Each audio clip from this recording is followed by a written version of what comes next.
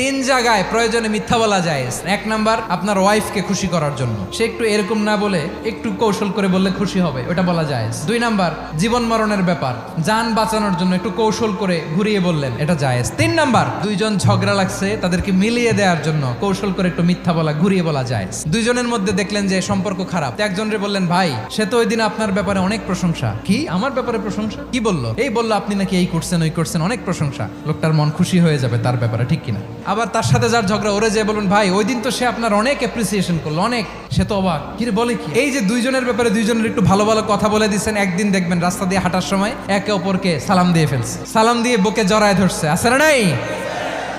আবার মিলমিশ হয়ে গেছে। কিন্তু আমাদের স্বভাব হইলো, দুই প্রতিবেশী যদি একসাথে বসে একসাথে হাঁটে, দূর থেকে দেখলে আমাদের জ্বলে, আছে না নাই? ঘটনা কি? এই দুইটার মধ্যে এত মিল কে? এই দুইটার মধ্যে গিরিঙ্গি লাগানো যায় কিভাবে?